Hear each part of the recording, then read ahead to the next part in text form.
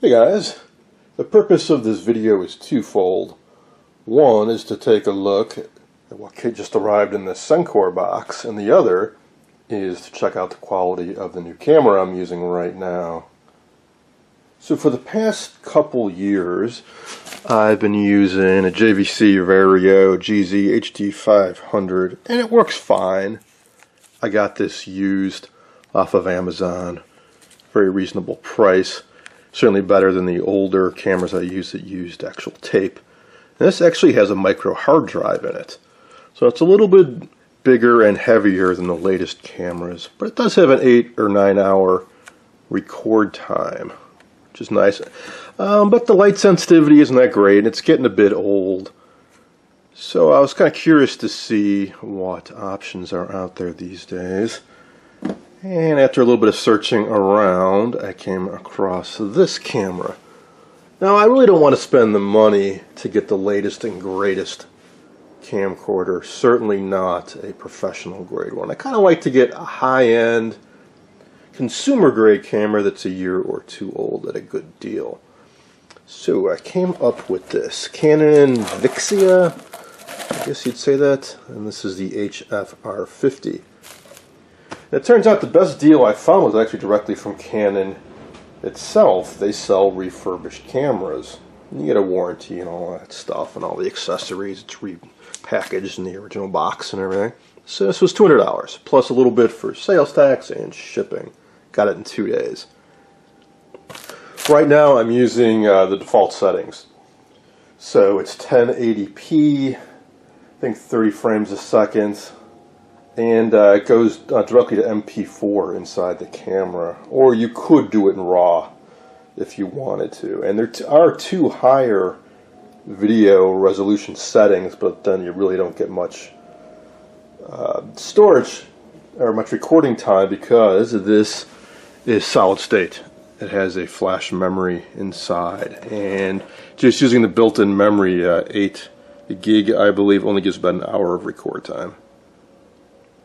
At 30 frames a second, MP4, 17 megabit per second bit rate. I could slow that down if I wanted to, but what I think more likely is that I will get a memory expansion card. I've only just started playing around with this, but what else I know is that it's supposed to have a better light sensitivity. I'm hoping the image stabilization is better and that the overall quality is better. And it does have Wi-Fi capability, but I don't think that allows me to copy videos and photos off of the camera. I think that's for like streaming live, to use it like for a baby cam type situation, like a webcam. Alright, so next, this piece of Sencore test equipment. Total impulse purchase. Well, or maybe not so much. You may recall that I've used the Sencore VA62 in prior videos, which is a nice piece of equipment, especially since mine was modified to work at lower IF frequencies, the old 21 megahertz IF, but it started developing some problems. Some of the test patterns weren't working anymore, especially the most useful ones like the circle and crosshatch patterns that I used to check the vertical and horizontal alignment.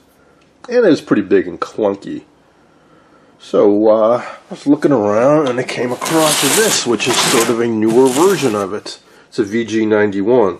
So the VA and the VA62 stood for video analyzer. This is the VG, it's the video generator. So it's missing a few things.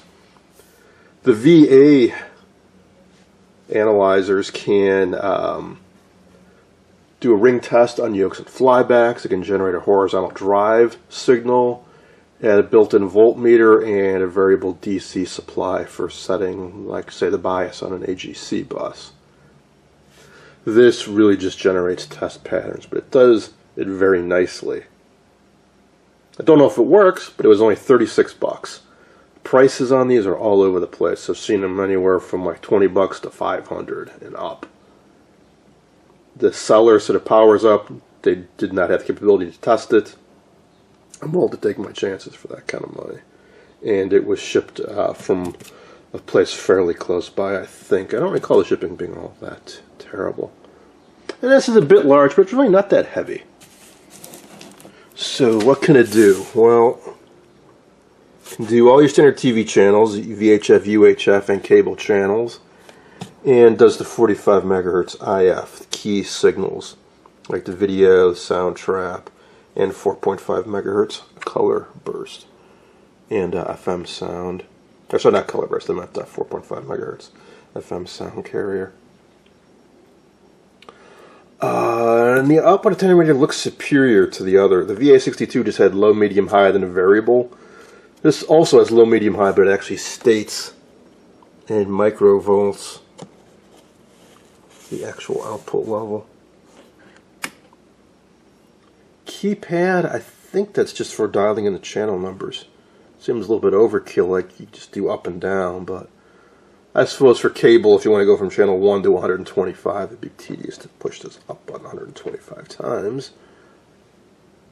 And then all the test patterns. Dots, crosshatch, color burst, all the usual stuff. So you can individually turn off the red, green, and blue. It's got the multi-burst for checking out your IF. Bandwidth. You know, I like the audio capability. You can do stereo, and it's just a fixed test tone. Like commonly, you just see 1 kilohertz, and that's it. They can do 300, 1 kilohertz, 3 kilohertz, and 5 kilohertz.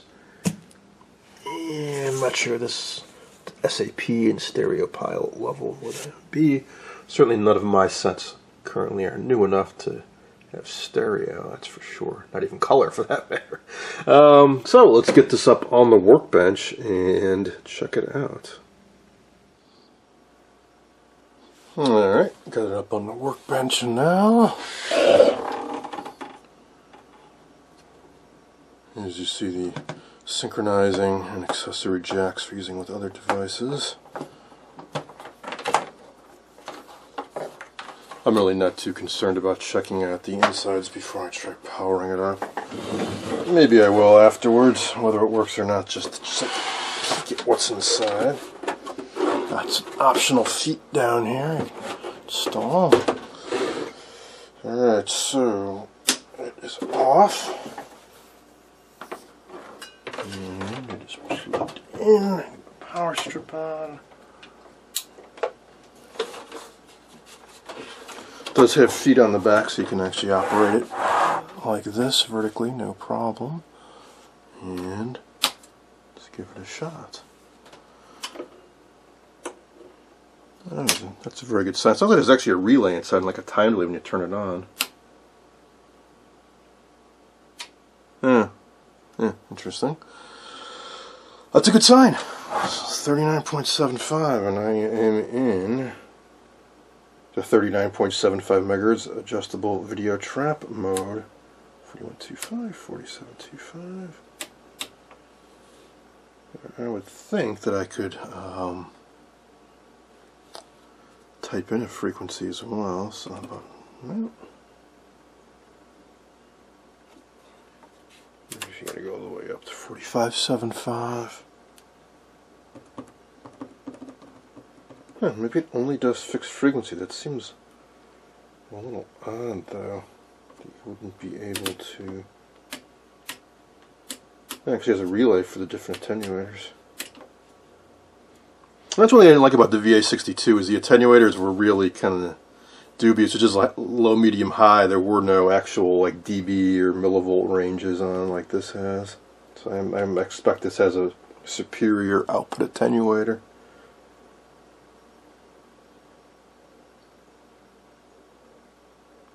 Alright, well, one simple way to test this is to hook it up to a scope, the BNC cable, and check the frequency of the output. So, out. And over to the scope.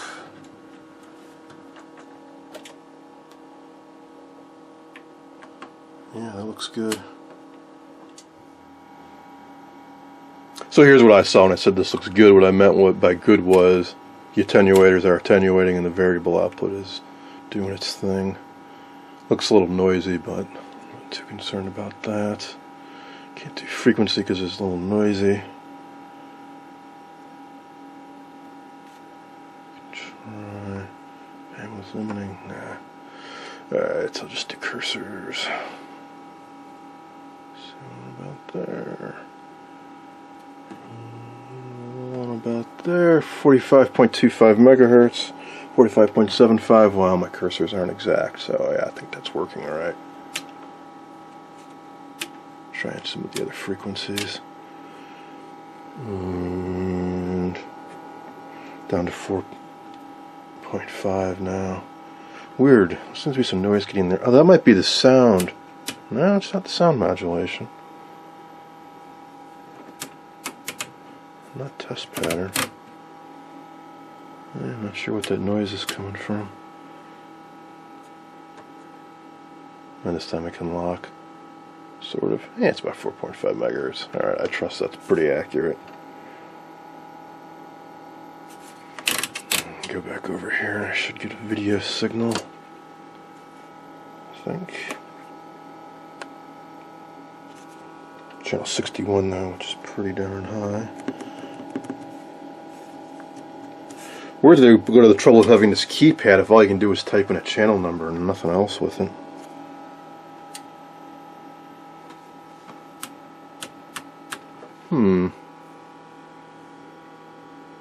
Oh, well, no, I should get something out here. I was thinking maybe you got to use standard video output, but no, this is RF-IF output, and this is RF. It might just be such a low level my scope can't see it.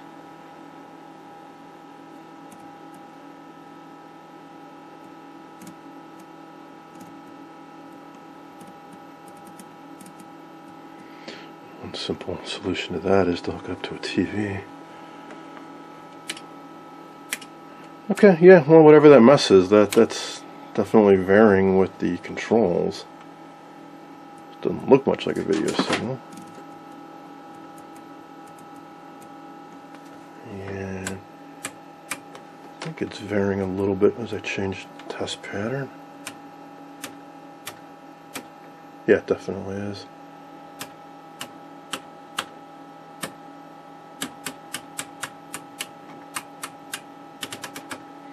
The scope isn't the greatest when it comes to looking at video signals.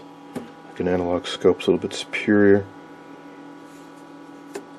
Let's see, but I suppose these work. Oh, they do light up. Okay, I can turn them off individually and on. Nice touch. And it looks like everyone lights up. Cool.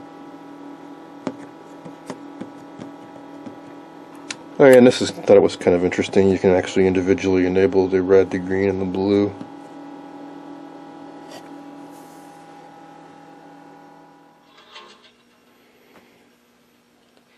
I just happen to have a vintage TV handy. You'll be seeing more about this soon. I'll hook it up to the generator with the aid of one of the adapters I picked up at Radio Shack recently. It goes from BNC to F. Alright. Put this on channel 6 right now. 6, 5, 4, 3, 2. Alright. That is very promising looking. That would be the color bars. Or EIA color, full field, now color bars. 10-bar staircase.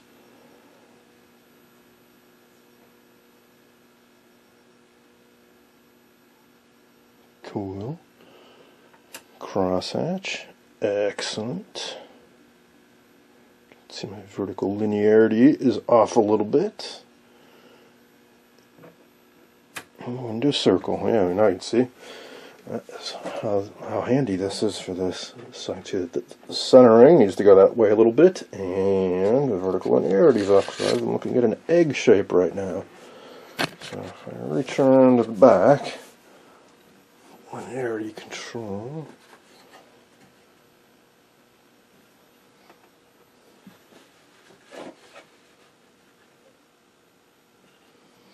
Something to that effect. effect, you get the idea.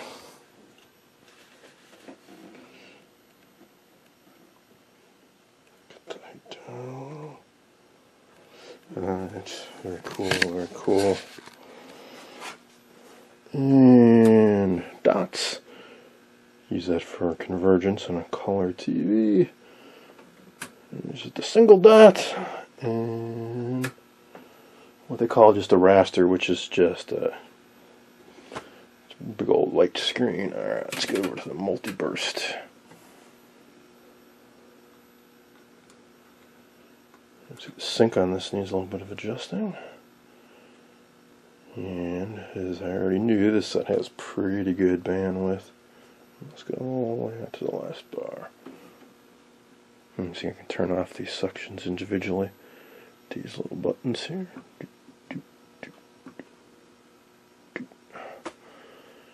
And let's see, I got the video cranked up to the highest level now. And drop that down a bit. So I guess it performs with low level input signals. Alright, so it's channel 2. Let's check out channel 3. Excellent. 4, 5, 6. Go to channel 10.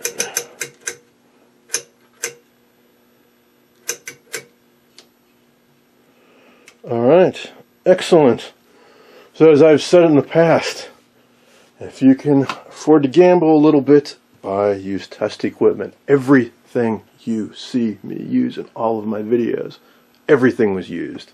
For the most part, it was all inexpensive. This is the only thing, the 8657A, it's the only thing I splurged on and got one that was guaranteed to be working, because I really wanted an accurate RF generator, but the rest of this, all cheap. I guess the last thing I'll do is, hey, let's pop this open for a quick look inside. I expect it's going to have 1 or 2 circuit boards just packed to the gills with integrated circuits.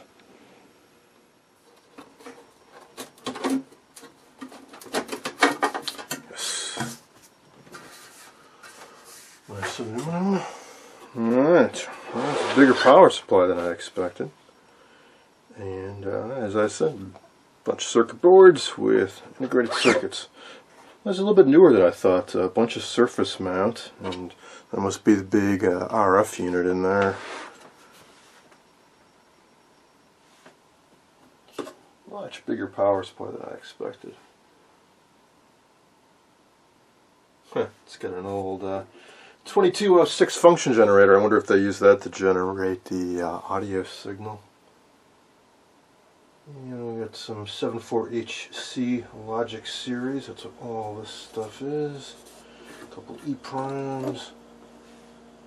And let's see, date code 9521. So